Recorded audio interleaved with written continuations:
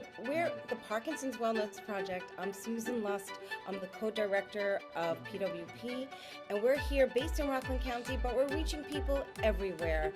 And because there was a silver lining with COVID, and we now reach people over Zoom. So we're so glad that we're with you. Our radio show last month and now this month, and we have one more. We're with Dr. O'Neill, and we're talking about chronic health diseases, chronic illness, and how we live well with all the emotions that come to us, and how we're going to handle them. So today we're going to talk about that. We're going to welcome your questions, and Dr. O'Neill is based out of the Mount Sinai Health System. We are so blessed to have her here with us today. So I want to turn the show over to Dr. O'Neill, and she's going to start talking about our subject. So welcome. Wonderful. Thank you for that introduction, Susan. I'm so happy to be here for a second time. I look forward to also discussing in April targeting our behavior. So here we have introduced our cognitions and thinking, how it impacts Parkinson's disease. Today we're going to focus on emotions. I want to start by just briefly offering a definition of emotions from the American Psychological Association. They defined it as a complex reaction pattern that is involved. It involves experiential, behavioral, and physiological elements. So that is how we experience the emotion, how our body reacts to it physiologically, and how we behave in response to it. And in order to identify where emotions come from, it is influenced by a network of interconnected structures in the brain that make up what is known as the limbic system, that play a pivotal role in how we relate to our emotions, how we behave and respond to them also. Okay. So did everybody get that? We're a very complicated being, and our brains are more powerful than we ever understood. And sometimes we think that we're in control of everything that's in there. You know, we have a gift. Everybody has this gift of this powerful brain inside of us. We have to learn how to let the gift in, and to block the anger, the fear, the anxiety, the stress. We have to block all those things out of us. Then we can let our beautiful gift of our brain out to do what it's supposed to do. That's kind of a, I don't know, it's kind of a poetic way of saying that, but you're going to help us, Dr. O'Neill, on how we block those, the fear and the anxiety. So one of the questions that we have, and by the way, we're open to receiving your questions. We have a phone number that you can call in, which is 845-429-1700, but everybody on Zoom can just write it into the chat. So our first question today is, how does one recognize anxiety in PD? Join the meeting. When one has never been anxious before, okay? So somebody wrote me and told me that she was confused with an internal shakiness feeling that she eventually attributed to anxiety, and it went away when she started taking Sinemet. Such a great question, and something I hear so often. And I love the emphasis on including that medication is taken and noticing what happens after Sinemet is taken. So anxiety and stress are linked to muscle tension, and it really can mimic a lot of PD symptoms that are already being experienced, whether it's tightness in your chest, some tension in your muscles, a little bit of rigidity or some shakiness. When someone is nearing an off state, so their carbidopa, levodopa medications such as Sinemet is wearing off, that muscle tension can be really prevalent and feel as though it might be a cue of I'm anxious. And so motor symptoms are very comparable to physiological impact of anxiety. If the symptoms improve with Sinemet, the catalyst is likely that Parkinson's motor symptoms are merging into the picture. And if the shaking is more consistent and not impacted by Sinemet, that is more likely anxiety. That's the distinction there. If it is influenced by Sinemet, it's likely more of a motor symptom that you're working with rather than generalized anxiety across the day. Wait, just explain that last part again. I'm not so sure if I understood that. So when intervening with Sinemet and noticing that the writer wrote in this internal shaking feeling subsides with Sinemet, usually that shaking, the origin of it is more likely a motor symptom of Parkinson's rather than an emotional state of something else that's triggering them in their space. So the shakiness makes you have the feeling of anxiety.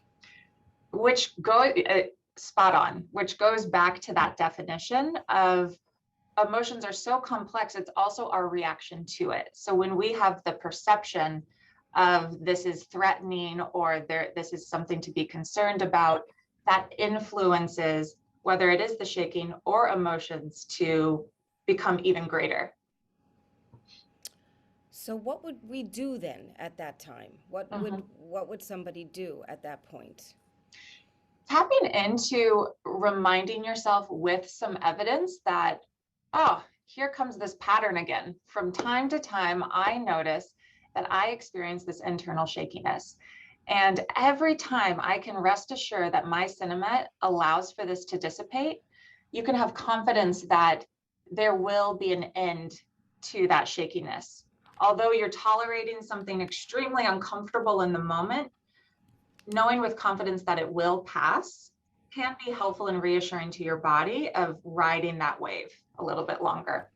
So really what you're saying is your thought, what you think in your mind is going to help you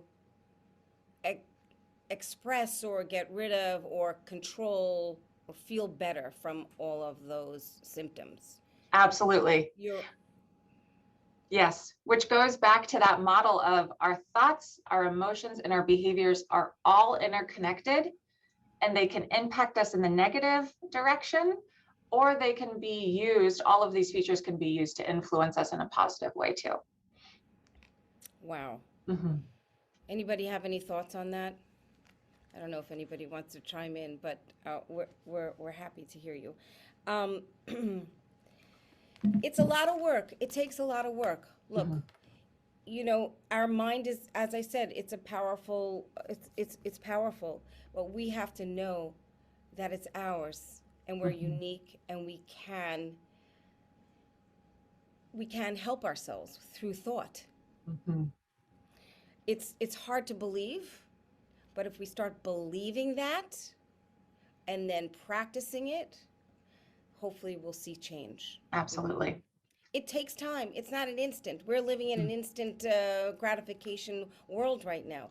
This is not an instant gratification process. This is a longer process. So, just like with one, I think I said this in February, just like one bicep curl isn't going to give you these strong muscles, or eating one piece of broccoli isn't going to impact significantly the long run. Saying a rational statement once in your mind isn't going to do much. The repetition is critical. Right. Sometimes I've been saying this thought: think greater than you feel. Just think greater than you feel. Just think greater than you feel. Helps a little bit. Yeah. Okay, here's another question. I've never had panic attacks till I was dealing with Parkinson's. Occasionally I get a tightness in the middle of my chest when circumstances have me very overwhelmed. Sometimes it can actually be painful. So I usually sit quietly and do relaxation breathing to calm down the tightness. But how can I tell the difference between a panic attack and a heart attack? Because, you know. Another really great question, and something that any ER in the city or anywhere in the world have an experience with a lot of individuals coming in with physiological symptoms that are extremely concerning and feel distressing, feel threatening, and believe that there's a heart event happening rather than what simply is a panic attack. And not simply, it's very distressing. It's extremely uncomfortable. So there's some subtle differences in terms of the domains of onset, location of the discomfort, symptoms specifically, and the duration. So if we start with panic attack, this appears more out of the blue, doesn't have to be triggered by a stressful event. It really can come out of nowhere. It stays more local in the chest area, and you can feel more palpitations, maybe a little bit of stabbing in your chest. And there's more of a vague discomfort in the chest, or heart is racing, but there's a little bit more of just vagueness of like discomfort in the top of your chest. And lastly, it typically lasts maybe 10 minutes. It can peak that quickly to an hour, but also starts to decrease over time. And that's really important because comparatively with a heart attack, this occurs more often after physical strain. So everyone has heard after like shoveling your driveway or doing high intensity activities, the pain can begin to radiate to other areas of the body. So not just staying in your chest, but it goes to your neck, your jaw, your arms. The significant feature of the sensation feels as though someone is sitting on your chest, or there's a squeezing or an aching and burning. And it persists over time and also gets worse. There's no dissipation there. Just it's not dissipating in any way. Okay, so I understand the heart attack symptoms. Back to the PD Mm-hmm. anxiety symptoms. Mm-hmm. There are things that bring that on. Are there stressful situations that bring that on? Or you said it just comes by itself? You got it. Both can be true. So it was originally believed that panic attacks, a big criteria was that they had to come out of the blue. However, there can be an onset of a trigger or a stressor, and the stressor could also be internal in your body. Let's imagine you're coming off of your medication and you're going into an off period. Feeling those symptoms come back online in a different way in your body can begin to almost be the trigger of cueing what could be perceived as threatening and concerning, and a panic attack could follow. So this is where awareness comes in as a very key component to everyone's life. Because if this is a repetition or something that could happen, we need to notice it, say it, notice it, say it again, and get it internalized so we know that it's happening. And maybe if we know that, is that something, is knowledge something that could stop it? Knowledge is absolutely the power. And I think when I work with patients, awareness training is the baseline. It's so fundamental. You have to know what you're working with, and even to identify times of the day and when you're noticing some of these symptoms coming on. Are there patterns related to it? Do I notice it more when I'm fatigued at the end of the day? Tracking and becoming more aware gives you an opportunity to have it feel less threatening. You're making more sense of it in your mind. And you can almost expect it rather than it feel like it's unexpected every time it pops up. That's okay. So look, life is work. It's not just a game that we're here to, be on a jolly ride. This takes work, So we have to make a commitment, and we have to be disciplined, with the disease, without the disease. With your spouses and your care partners have to do the same thing, with themselves. So, and also you have to help each other see patterns too. So, okay, thank you. This is wonderful, Dr. O'Neill. Yeah, great questions. It's good to see you at the radio station too. It's like, okay. So here's another question. Sometimes I get nervous and anxious about doing regular things. Simple challenges feel like they can't be done, or that I'm too nervous to try. Is this an anxiety attack, and what's the best way to deal with it? Would it be CBD drops or anything else? Okay.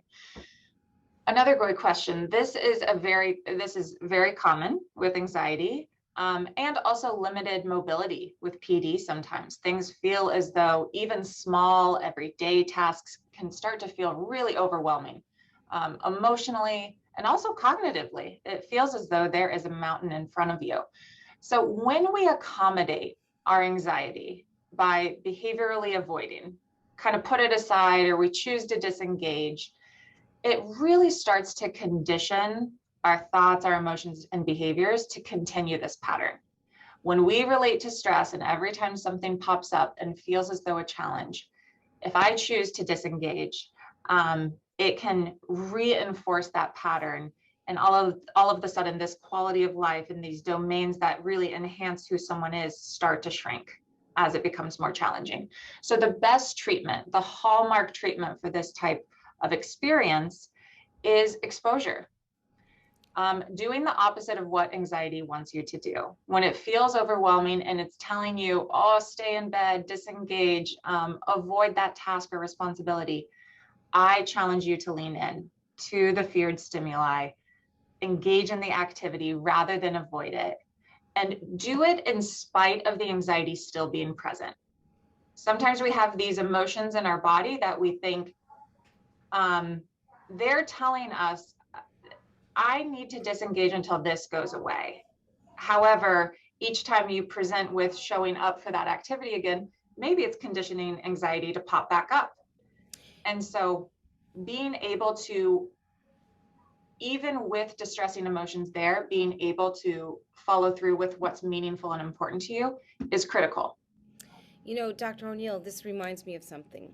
If you've ever been a performer, gone on stage, before you go on stage, you get stage fright. And the last thing you want to do is go on stage. Mm-hmm. And you'll hear that from any top actor, any famous Hollywood star, anybody. They all get stage fright. They Mm-hmm. all get nervous the night before, the moment before, have weird things that the minute you go on stage, the minute you say, I'm going to do this, it goes away. Yeah. And I think that's a perfect example because you have to trust that when you make that commitment to do what you're out to do, trust that the anxiety will dissipate. And you're saying that. So Absolutely. Shirley, you want to say something? Yeah, can I ask, so if you overcome your unwillingness to try something and you do try it, but you ultimately cannot do it, what happens then? Mm-hmm. Well, then it sounds like that's a great follow-up. It sounds as though then you have a little bit more evidence of what the capacity is in the moment, and what is influenced more by maybe your motor symptoms or your capability at a functional level versus anxiety being the thing standing in your way. And one of the things that I'm not sure if this is, oh, was someone mentioning something? Oh, go ahead. Okay. I'm not sure if this is something that you're noticing, but when you know that there is something important in your life and it's an activity that is very meaningful to you, it can be very easy to assume and believe PD has like taken it from you, or it's robbed it from your life. And if I can't do it the way I'm so used to doing it and excelling in it, then I don't want to do it at all. And it's really this all or nothing approach. If you can be accepting of the limitations, but also explore creatively how you can be a little bit more flexible and accommodate the behavior that still is so important to you. Maybe dancing doesn't look the same anymore, but it's such an important part of you and your identity that you do it anyways. Those are the things to wrestle with and figure out what is the functional capability versus my emotions and beliefs standing in my way. So it's about your expectations of yourself. Mm-hmm. Just drop those expectations. Mm-hmm. Absolutely. More flexibility there. Yeah. Yeah. Resilience. Mm-hmm. Resilience, flexibility, and lower your expectations or don't have any expectations. Yeah. Okay, I think we have a question here. How to address this situationally driven symptoms like tremor when one is most visible, such as getting up to speak or attending an event. How do you address how do you deal with that? Is Mhm. more Cinemet seems like an overkill. Mhm. I think there's several strategies that can be helpful, especially if you're preparing to be in front of um, public, or you're engaging in a speaking arrangement. Placement of your hands. If there feels as though there's positioning of your body that feels more comfortable and more manageable of your tremor, Join the meeting. that can certainly be one helpful aspect. I know a lot of people that like to just like clutch their hands together while they're talking, or have them in their pockets, or holding on to something specifically. And also, I know that this is said time and time again with emotions, doing some relaxation and attempting to calm the body a little bit prior to the event can be really helpful. You know, Coping ahead is so critical. Have your plan in place so it doesn't feel as though you're just dependent on, let's hope additional Cinemet is going to help, because that can be also unpredictable. You know that you brought up relaxation. I thought that is a very key point. Everybody's busy, busy, busy today, and if you're not busy, you lie and tell people that you're very busy. Mhm. So, what I think is me, little Mhm. Susan Lust, relaxation needs to open. It gives you time to let all that anxiety go, to let all those ideas go. Open yourself up to feel the power of your own brain, of your own Mhm. unique self. Quiet yourself. You know, PD, we're always in that fight or flight, you know, Yes. place. And almost like relaxation is the opposite of that. And I believe, tell me what you think, Dr. O'Neill, that that is very key. You said it perfectly. The PD symptoms are suggesting, they're mimicking a fight or flight response in your body. It's involuntary. It's almost cueing or mimicking threat in the environment. It's suggesting that situations are very stressful or dangerous, and anxiety, rigidity, tension, all of that can pop up. The key thing to tap in the parasympathetic nervous system, which is our rest and digest state, coming down from the fight or flight, is it is actually the breathing. And that sounds so simple and yet so important, that the more that you can tap into deep breathing and actually slowing down your exhale. A lot of people assume we have to have this huge inhale and fill up our bodies. If you can really draw out the exhale, that is the cycle of the breath that taps into your heart rate, your blood pressure, your muscle tension to all calm down. Very good. Very Mhm. good. Thank you. All right. Then I think we have time for maybe one more question. Sure.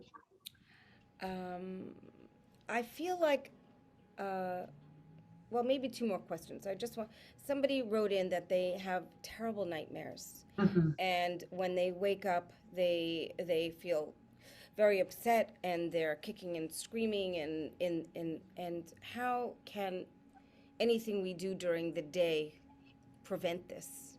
Yeah. Or how do we deal with this? This really speaks to the theme of everything we've been talking about, of more awareness, preparation with a plan, relaxation. All of these things are really aligned with this question. So an anticipatory awakening, I often prescribe this to my patients because so many individuals with PD struggle with sleep difficulty, specifically nightmares. Um, and so an anticipatory awakening is a really nice behavioral strategy. So what can be helpful is begin by tracking your nightmares or night terrors. There's a distinction between the two. And if you notice they are occurring at a specific time in the middle of the night, once you have a little bit of data of like, man, every time I wake up and I have that nightmare, when I come to, it's 3 a.m. When you know what time it is, you can start to plan to have an awakening 15 minutes prior. And what's interesting about this is set your alarm, let's say for 2:45 then. You can intentionally wake yourself up, and it assists in preventing the nightmare from occurring. So if you set an alarm, you wake up, you stay up for a few minutes. It's really important you stay up for a few minutes. And once you go back to sleep, it will place you in a new sleep cycle. and sometimes prevents the pattern of these well-ingrained nightmares from occurring during that cycle of night. That's fantastic. I never heard that before. That is really interesting. Yeah. We're going to share that with people now. That's fantastic.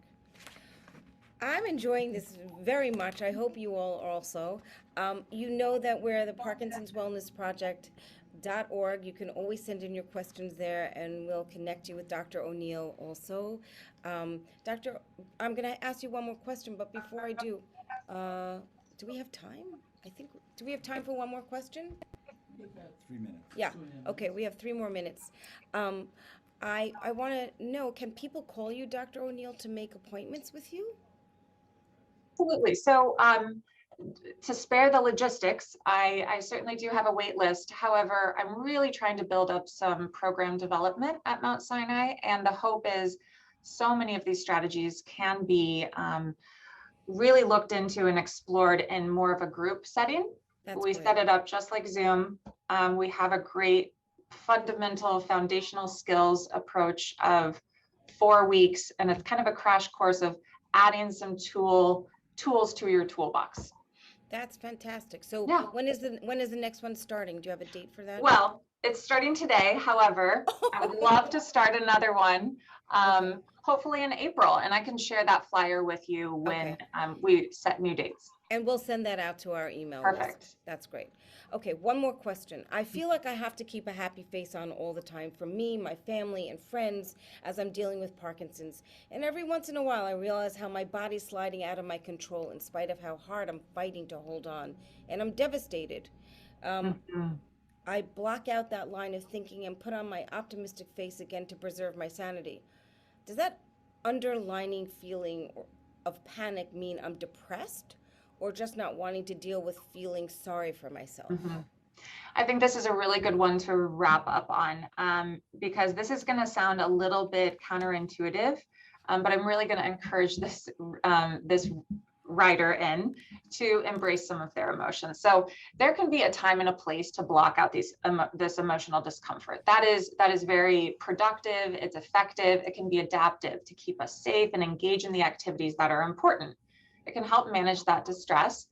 So for example, if you're out with friends or family and you're experiencing an overwhelming emotion, to fight back and to help to suppress that temporarily, that can be great. However, there is a distinction between fighting back and knowing what's important to you in that moment and disengaging from the emotion versus escaping and burying. So I would challenge that writer to allow yourself to experience some emotions from time to time, because negative emotions don't have to be feared. Allowing them to maybe run their course, pass through your body in more of an accepting way, more non-judgmental, it can be very cathartic and also free you from the distress more quickly. That's great. Well, I think we reached our time. Yes. And our time's up. This flew by. Wow. Always I'm so does. happy.